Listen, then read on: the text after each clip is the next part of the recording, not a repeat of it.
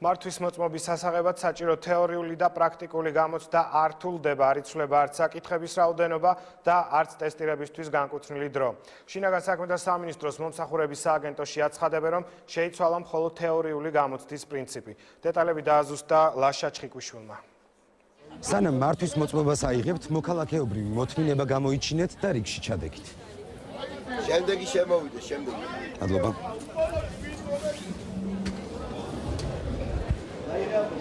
ამ ეტაპზე თქვენ მოგიწევთ წარადგინოთ ცნობა ჯანმრთელობის შესახებ და თანხის გადახდის დამადასტურებელი დოკუმენტი. ინებეთ. მოიმზადეთ სურათი უნდა გადაგიღოთ. ახლა კი თეორიული გამოცდის ჩაბარების დროა.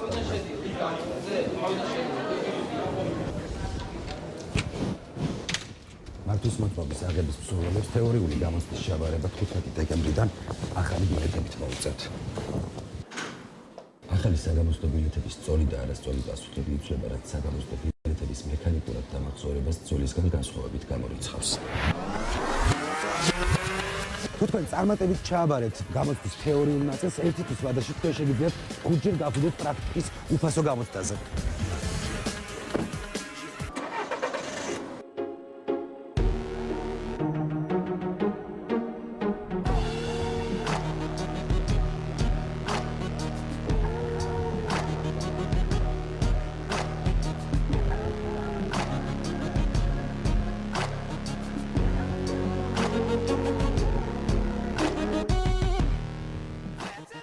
თუკი თქვენ წარმატებით ჩააბარეთ პრაქტიკული ნაწილით 5 სამუშაო დღის განმავლობაში შეგეძლებათ თქვენი სასურველი მართვის მოწმობის აღება.